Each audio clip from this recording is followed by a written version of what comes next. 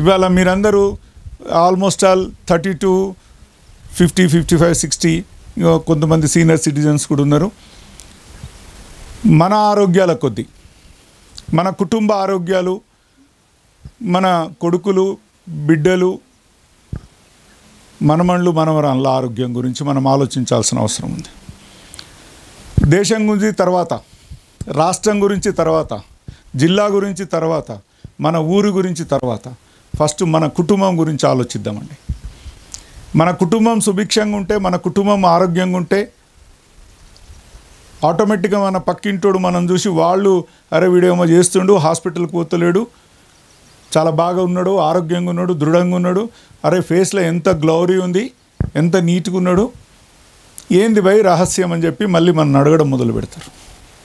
అప్పుడు మనం దాన్ని చూసి విని ఒక్కరొక్కరు మన లైన్లకు రావాల్సిందే.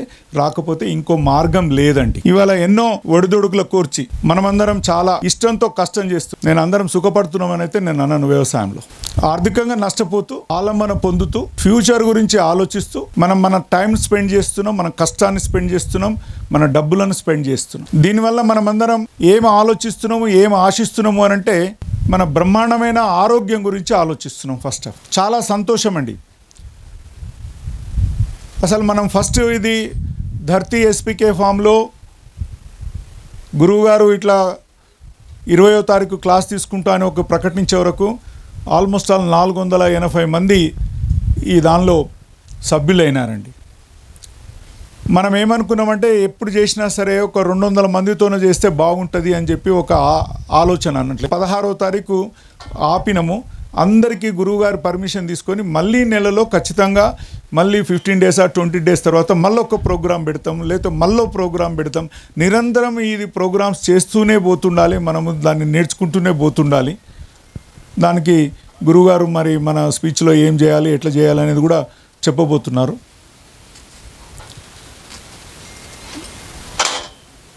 మనం ఏదైతే ఆశించి వచ్చినామో ఇక్కడ చాలామంది వ్యవసాయం నేపథ్యం కలిగిన వాళ్ళు ఉన్నారు. కొద్దిమంది కొత్తగా ఇప్పుడే వ్యవసాయం చేయడానికి పూనుకున్న వాళ్ళు ఉన్నారు.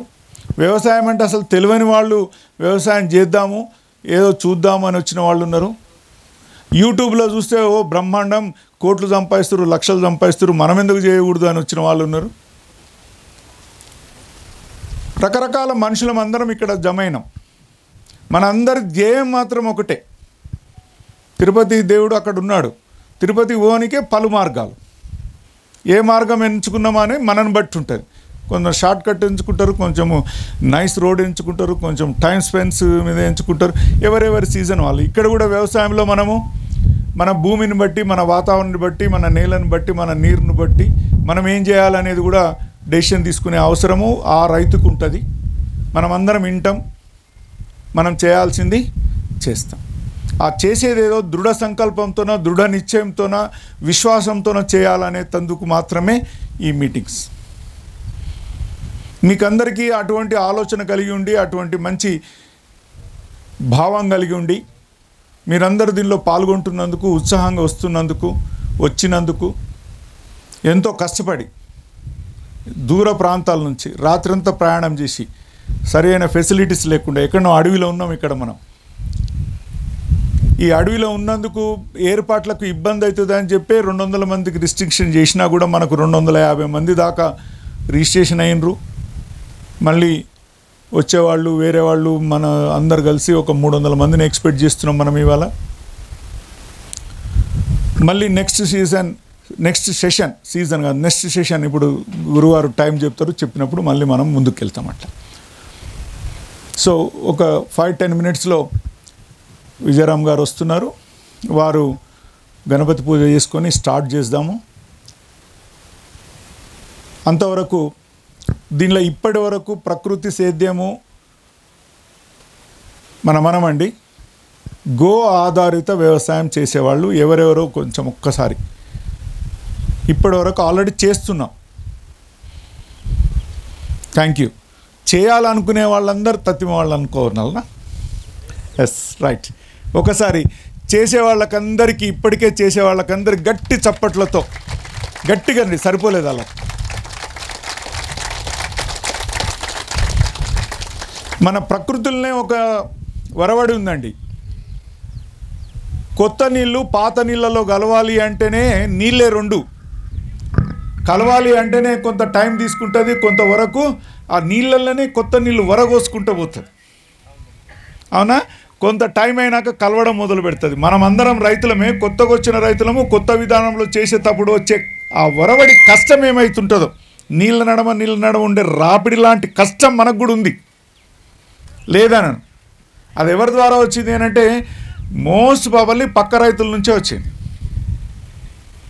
ఆడొస్తాడు, ఏందన్నా ఎవరు చెప్పిండన్నా నేను ఇట్టేయమని. ఎవరు చెప్పిండ్రే అసలు ఎన్నడి ఆవు ఏంది, ఆవు పెండేంది, ఆవు మూత్రం చూసినాం కానిలే. డే బిగినింగ్ ఇంట్లోనే స్టార్ట్ అవుతుంది ఫస్ట్.